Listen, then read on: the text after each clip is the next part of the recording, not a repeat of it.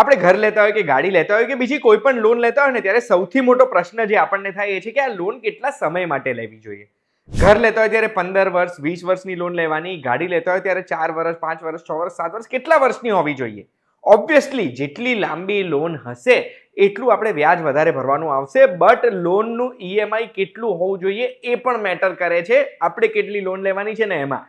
અને એટલે જ જો તમે જાણવા માંગતા હોય કે આપણી આવકના કેટલા ટકા આપણું ઈએમઆઈ હોવું જોઈએ તો એના માટે ધ્યાનથી સાંભળજો, હું તમને એક વાત કહું.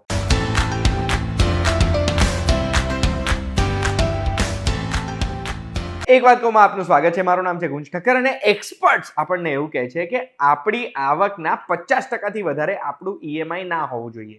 દર મહિને 25,000 ઘરે લઈ જતા હોય તો આપણું ઈએમઆઈ 12,500 થી વધારે ના હોવું જોઈએ. દર મહિને 1 લાખ લઈ જતા હોય ઘરે તો આપણું ઈએમઆઈ 50,000 થી વધારે ના હોવું જોઈએ.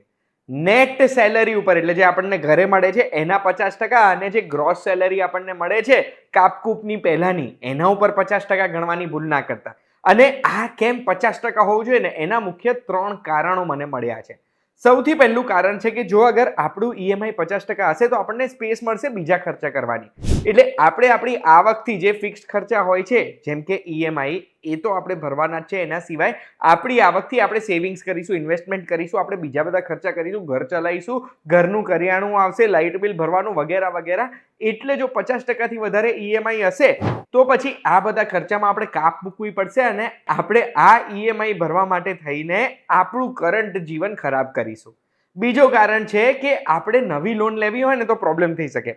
માની લો આપણે 40-45% ઈએમઆઈ છે દર મહિને આપણી આવકના, તો એવા સંજોગોમાં જ્યારે બી આપણે નવી કોઈ બી લોન અપ્લાય કરીએ છીએ કોઈ પણ બેંક કે એનબીએફસી પાસે, તો એ બેંક અને એનબીએફસી આપણો ઇન્કમ ટુ ઈએમઆઈ રેશિયો હંમેશા ચેક કરે.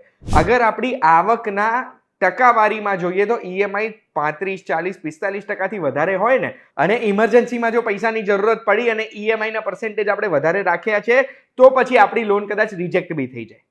ત્રીજું કારણ છે ઈએમઆઈ 50% રાખવાનું, આપણી સેટિસ્ફેક્શન. અગર આપણી ઈએમઆઈ 50% થી વધારે હશે આવકની અને એ ઈએમઆઈ પહેલા અઠવાડિયામાં જો અગર કપાઈ જતી હશે ને તો આપણને એવું જ લાગશે કે આપણે જે કામ કરી રહ્યા છે એ ફક્ત ઈએમઆઈ ભરવા કરી રહ્યા છે. હવે પહેલા 2-4 મહિના 1 વર્ષ આવું નહીં લાગે, બટ એના પછી શું થવા લાગશે કે આપણે ઓફિસ જઈશું, આખો મહિનો કામ કરીશું, એના પછી જ્યારે ઘરે જઈશું, પગારનો સમય થશે, પગાર આવશે તો એ પગાર આપણને ખુશી નહીં આપે, આપણને પૈસા આવતા નહીં દેખાય. અગર 50% 60% જેટલી ઈએમઆઈ હશે ને તો આપણો પગારનો મેજર પોર્શન તો ઈએમઆઈમાં જતો રહ્યો, આપણી પાસે કોઈ પૈસા બચશે જ નહીં ને આનાથી જે ડિસસેટિસ્ફેક્શન થશે ને એ ડિસસેટિસ્ફેક્શનના લીધે આપણે જે કામ કરી રહ્યા છે ને એમાં બી આપણે પૂરતો એફર્ટ નહીં આપીએ કારણ કે આપણને કામમાં મજા જ નથી આવી. બસ આ 3 કારણના લીધે આટલો રૂલ આપણે ફોલો કરવાનો છે કે ઈએમઆઈ આપણી આવકના 50% થી વધારે ના હોવી જોઈએ. આ વિડીયોની માહિતી તમને ગમી હશે. આવી જ વિડીયોઝ જોવા માટે એક વાત કહું, જોતા રહેજો vtvgujarati.com પર. એવા કોઈ વ્યક્તિ છે જેમને બધું જ ઈએમઆઈ પર લેવું ગમે છે, આ વિડીયો એમને મોકલજો. આપણે ફરી મળીશું. ધન્યવાદ.